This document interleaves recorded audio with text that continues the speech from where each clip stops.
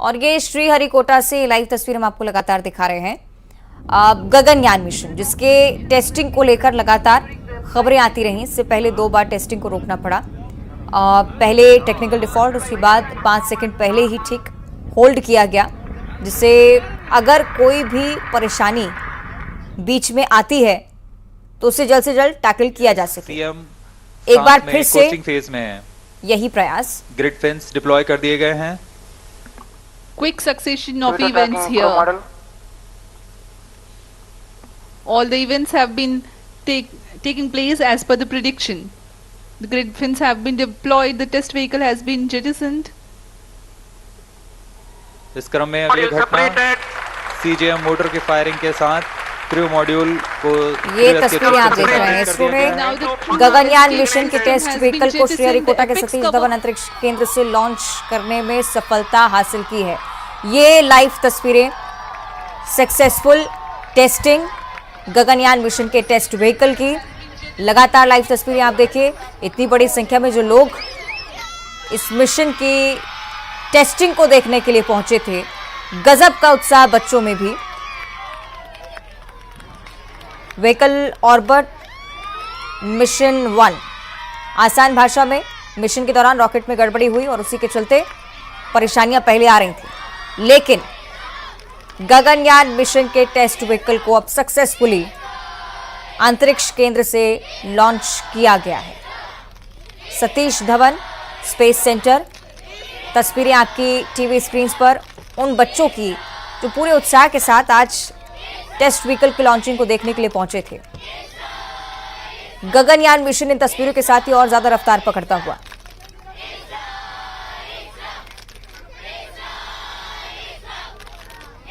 ये तस्वीरें आप देख रहे हैं, नारे भी आप सुन रहे हैं इसरो को चीयर करते हुए। ये छोटे छोटे बच्चे जो कहीं ना कहीं अपने मन में आने वाले भविष्य को लेकर भी इसरो की एक ऐसी छवि भी निश्चित तौर पर बना चुके हैं कि किसी भी चुनौती को पार पाने में यहां लोग पीछे नहीं हटते।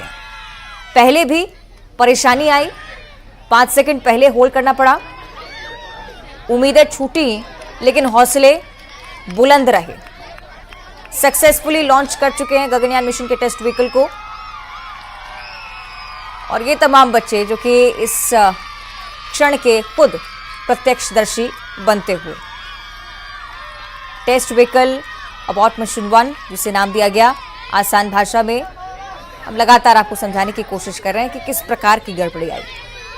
अंदर मौजूद एस्ट्रोनॉट को पृथ्वी पर सुरक्षित लाने वाले सिस्टम को टेस्ट यहां पर किया जा रहा है और उसी की लॉन्चिंग के लिए आज इतनी बड़ी संख्या में बच्चों को भी बुलवाया गया, जिससे इस गौरवपूर्ण क्षण को वो भी खुद देख पाए। गगनयान मिशन जिसे लेकर प्रयासरत हैं लगातार इसरो के साइंटिस्ट। फिलहाल टेस्ट व्हीकल को लॉन्च किया गया है।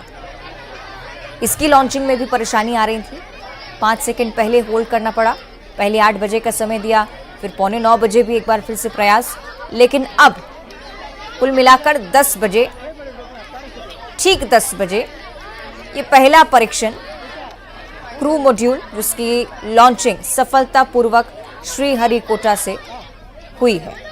इससे पहले चंद्रयान को लेकर जो उत्साह देखा वो पूरे देश ने महसूस किया है। गगनयान मिशन को लेकर भी इसी प्रकार से इसरो के साइंटिस्ट काम करेंगे, क्योंकि पूरे देश का साथ अब इसरो के साथ है।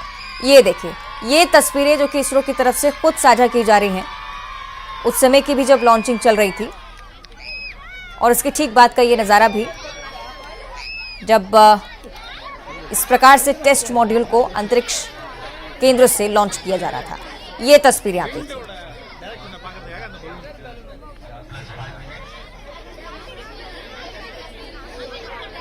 ये पहला परीक्षण है गगनयान को लेकर, मिशन को लेकर साइंटिस्ट किस प्रकार से काम कर रहे हैं, ये कुछ तस्वीरें बयां भी करती हैं। और इन तस्वीरों के पीछे जो हौसला है, जो गर्व है, वहां मौजूद लोगों की नजरों में भी नजर आता हुआ। गगनयान मिशन के लिए भारत अब लगातार प्रयासरत। इससे पहले अमेरिका जैसे देशों की तरफ से इस तरह के मिशंस को लॉन्च किया जाना सामने आया, लेकिन भारत खुद भी ये प्रबल शक्ति रखता है। और ये देखिए लॉन्चिंग के समय की ये तस्वीरें आपकी टीवी स्क्रीन पर। गगनयान मिशन के टेस्ट व्हीकल को जैसे ही श्रीहरिकोटा से लॉन्च किया गया उस समय का ये नजारा भी आप देखिए। और दूसरी तरफ साइंटिस्ट जो कि इस पूरे मिशन को बहुत माइन्यूटली मॉनिटर करते हुए। तो आपको बताएं कि 8.8 मिनट का ये पूरा मिशन टेस्ट फ्लाइट में 3 हिस्से अबॉट मिशन के लिए बनाया गया। Single stage liquid rocket, crew module और क्रू एस्केप सिस्टम। TVD-1 का सफलतापूर्ण प्रज्वलन तथा प्रमोशन। आप लगातार ये तस्वीरें देख रहे हैं। 1-0 श्री TVD-1 का सफलतापूर्ण प्रज्वलन तथा प्रमोशन मंच से 2-1-0 TVD-1 का सफलतापूर्ण प्रज्वलन तथा प्रमोशन मंच से 2-1-0 TVD-1 का सफलतापूर्ण प्रज्वलन तथा प्रमोशन मंच से 2-1-0 TVD-1 का सफलतापूर्ण प्रज्वलन तथा प्रमोशन मंच से 2-1-0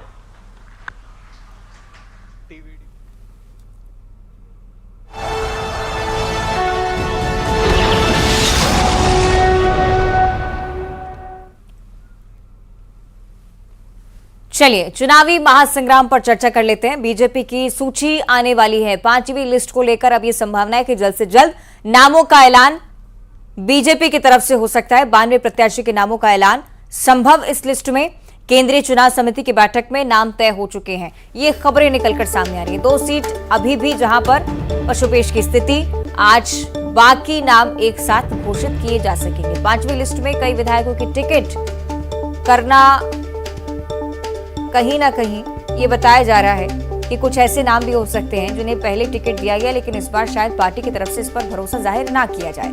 कांग्रेस की लिस्ट के बाद कई सीटों पर फिर से चर्चा हुई है और ये कहीं ना कहीं बीजेपी के लिए आसान स्थिति। जब ओपोनेंट्स पता है तो हो सकता है कि बीजेपी अब ज्यादा देर भी ना करे।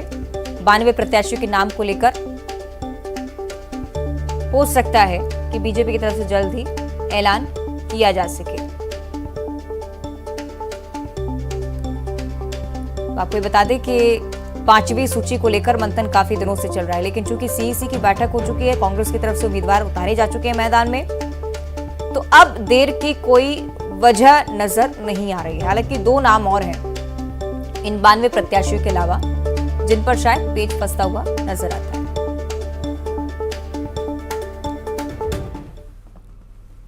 तो मध्य प्रदेश में चुनावी काउंटडाउन शुरू हो चुका है और आज से नामांकन की प्रक्रिया शुरू हो रही है। 30 अक्टूबर तक नामांकन भरे जा सकेंगे। 2 नवंबर तक प्रत्याशी अपने नामों को वापस ले सकते हैं। ऑफलाइन और ऑनलाइन दोनों ही तरीके से नामांकन भरे जा सकते हैं। ये कैंडिडेट्स के लिए महत्वपूर्ण जानकारी है। नामांकन की प्रक्रिया शुरू होने का इंतजार भी तमाम राजनीतिक दल कर रहे थे और इसीलिए ये माना जा रहा है कि उम्मीदवारों की घोषणा में शायद अब बीजेपी की तरफ से भी वक्त ना लिया जाए। लेकिन नामांकन की प्रक्रिया के तहत क्या कुछ होना, ये भी हम आपको बताएं। 30 अक्टूबर तक आप फॉर्म भर सकते हैं, यानी कि कैंडिडेट्स जो हैं वो पर्चे भर सकते हैं। 2 नवंबर तक प्रत्याशी अपने नामों को वापस ले सकेंगे। ऑफलाइन और ऑनलाइन दोनों ही मोड्स इस बार भी नामांकन जिनके जरिए भरे जा सकेंगे। 17 नवंबर को मतदान, 3 दिसंबर को नतीजे, लेकिन इससे पहले नामांकन की प्रक्रिया 30 अक्टूबर तक पर्चे भरे जा सकेंगे। 2 नवंबर को प्रत्याशी वापस नाम ले सकते हैं।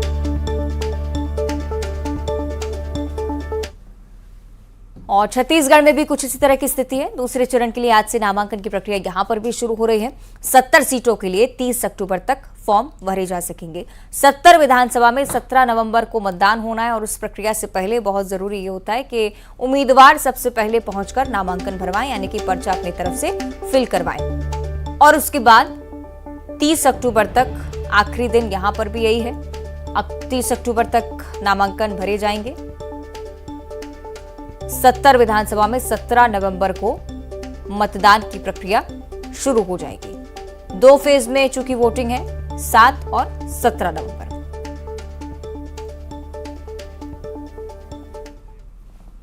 और रायपुर से अगली बड़ी खबर है, जहां मतदान की तारीख बढ़ाने पर फैसला जल्द ही हो सकता है। त्योहारों के चलते तारीख बदलने की मांग तमाम राजनीतिक दल करते आ रहे हैं। निर्वाचन आयोग ने ईसीआई को पत्र भेजा है। सभी पार्टियों ने तारीख बदलने की मांग रखी है। चुनाव की तारीख में बदलाव होना संभव भी माना जा रहा है, क्योंकि हर राजनीतिक दल यही चाहता है कि त्योहारी सीजन से इतर इस चुनाव को रखा जाए, जिससे वोटिंग परसेंटेज पे कहीं कोई असर ना आए, बड़ी संख्या में लोग मतदान कर सके। अक्सर त्योहार के चलते लोग वोट करने नहीं पहुंचते हैं, ऐसी संभावनाएं बनती हैं और इसी के चलते कोई नुकसान पार्टियों को फेस ना करना पड़े, शायद इसीलिए इस प्रकार की मांग हर राजनीतिक दल की तरफ से आ रही है। ये माना जा रहा है कि संभव है कि चुनाव आयोग इस पर कुछ फैसला ले।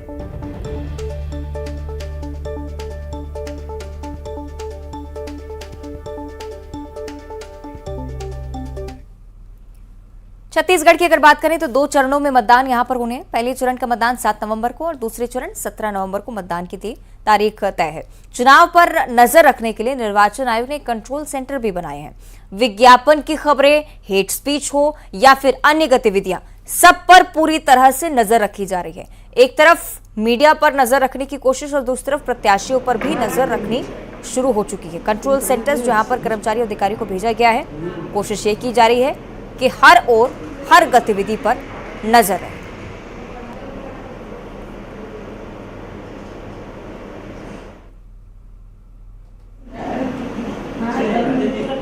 दो चरणों में मतदान होगा और पूरी तैयारी कर ली गई है। देखिए, एक कंट्रोल सेंटर भी बनाया गया है और यहाँ से पूरी जो पैनी नज़र है निर्वाचन आयोग है वो यहाँ से पूरी रखेगी, चाहे हेट स्पीच का मामला हो या फिर पेड न्यूज़, तमाम ऐसे।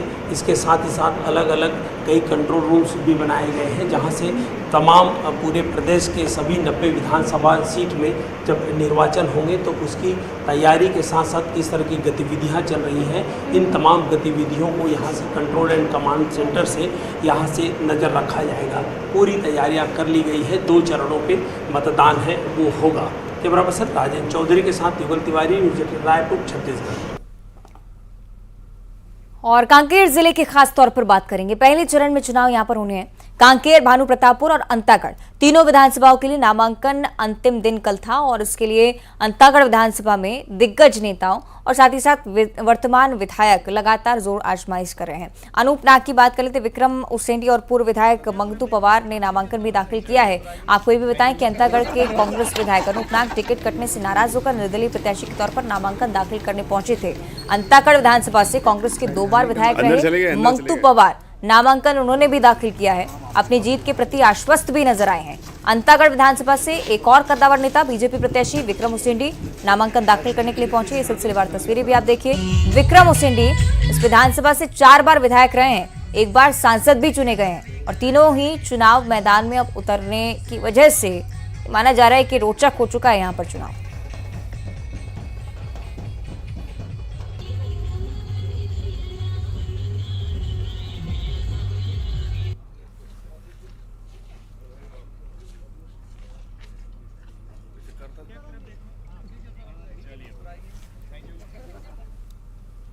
और इस बीच ग्रेटर नोएडा से एक बड़ी जानकारी सामने आ रही है। यमुना एक्सप्रेसवे पर एक बड़ा हादसा हुआ है। इस हादसे में 5 लोगों की मौत हो गई है।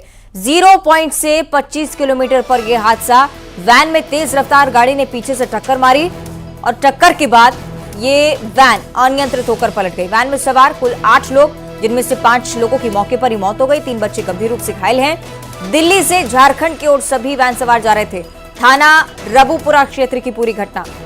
ग्रेटर नोएडा से बड़ी जानकारी। यमुना एक्सप्रेसवे स्पीड लिमिट को लेकर कई बार खबरें आती रही, लेकिन अनियंत्रित वाहन जब यहां पर हादसे का शिकार होते हैं तो बचना बहुत ज्यादा मुश्किल हो जाता है। 5 लोगों की मौत की जानकारी। 8 लोग इस वैन में सवार बताए गए। 3 बच्चे हैं जिनकी हालत बेहद गंभीर बनी हुई, अस्पताल में इलाजरत हैं। दिल्ली से झारखंड की ओर सभी लोग जा रहे थे। उसी दौरान वाहन हादसे का शिकार हुआ।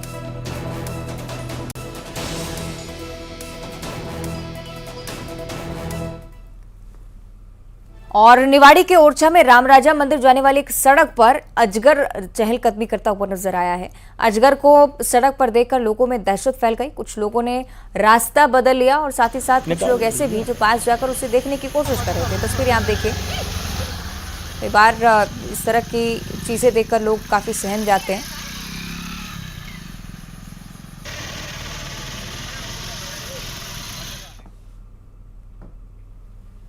और खरगोन में नवरात्रि की धूम है। ज्योति नगर में बना माता का पंडाल लोगों के आकर्षण का केंद्र बना हुआ है। शीश महल की तर्ज पर इस बार पंडाल को सजाया गया। माता को प्रसन्न करने के लिए गरबा भी यहां आकर्षण का बड़ा केंद्र बना हुआ है।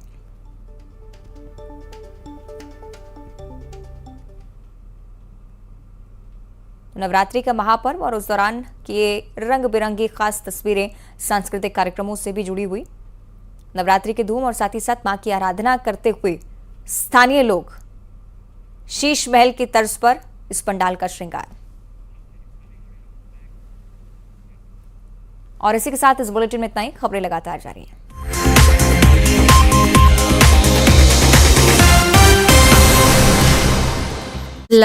+B नारेबाजी